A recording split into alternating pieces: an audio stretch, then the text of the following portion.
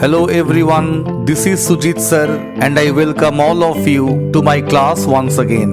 In the previous class, we have discussed about the simple present tense and the present continuous tense. Therefore, in today's class, we shall discuss about the present perfect tense and the present perfect continuous tense. Now let me remind you students what we exactly mean by the present perfect tense. It is used to describe an action completed in the past but linked with the present or whose effect continues in the present. And how do we construct a sentence in present perfect tense? It begins with a subject, and as we have already discussed, the subject is either a noun or a pronoun. It is followed by either have or has, and then comes the third form of the verb. Let us look at some of the examples. Now, in case of affirmative sentences, it is the subject in the beginning, followed by have verb, and followed by the third form of the verb.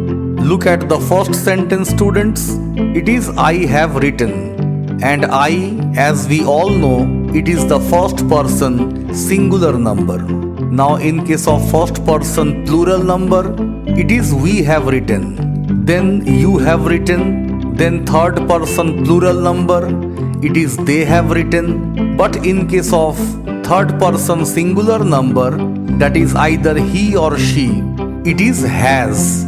We have to use has and not have. So we should remember, students, that the third person singular number always takes has, and thereafter the third form of the verb, which is written. Now in case of negative sentences, let us have a look. It will be as same as the previous one, but because these are negative sentences, we have to use not.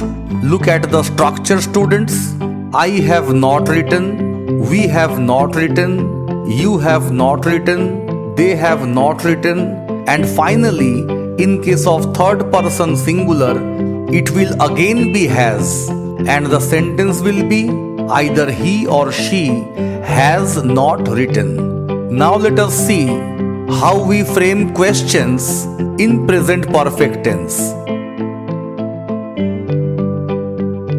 The structure of the sentence will be as same as the previous one, provided it should begin with a verb. Why should it begin with a verb? Because it is a question. Therefore, either have or has will be used in the beginning, followed by the subject, and thereafter the third form of the verb. Look at these examples. Now for first person singular number, it will be have I written. In case of first person plural number, it will be have we written. In case of second person either singular or plural, it will be have you written. In case of third person plural number, it will be have they written. And finally, in case of third person singular number, it will be has. Once again, like the previous one, because the third person singular number always takes has and not have. And the sentence will become has he or she written. Now let us see how we should frame negative questions. It will be have I not written, have we not written, have you not written, have they not written, and finally in case of third person singular, it will be has he or she not written. Now let us see how we should construct sentences in present perfect continuous tense. First of all, students, let me remind you what is meant by the present perfect continuous tense. A piece of action which started in the past and it is still continuing at the time of speaking. And what will be the formation? The subject will be there in the beginning, followed by either have or has, followed by been, and finally will come the ing form of the verb. Now let us see some of the examples. In case of affirmative, it will be I have been writing, then we have been writing. In case of second person singular or plural, it will be you have been writing.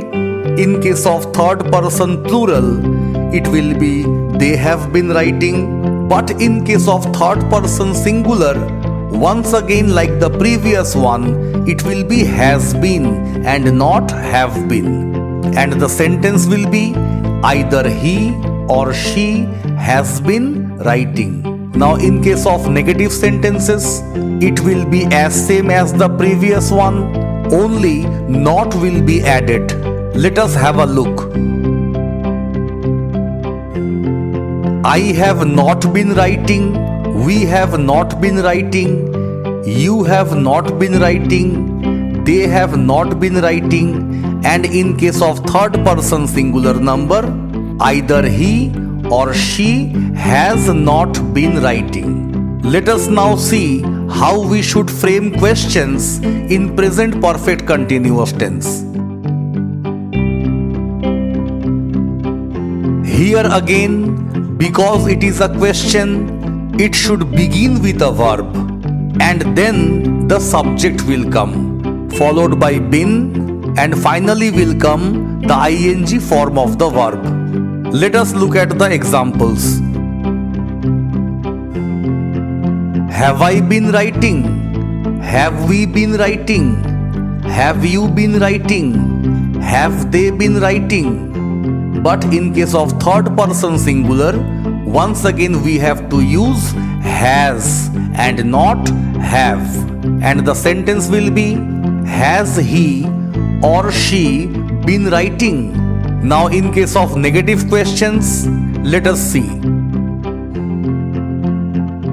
Have I not been writing? Have we not been writing? Have you not been writing? Have they not been writing? And finally, in case of third person singular number, it will again be has. And the sentence will be, has he or she not been writing?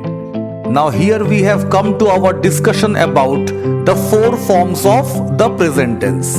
And we have also seen how sentences are constructed in all the four forms of the present tense.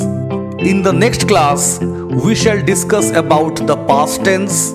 I advise every one of you to keep practicing at home. See you all in the next class. Thank you.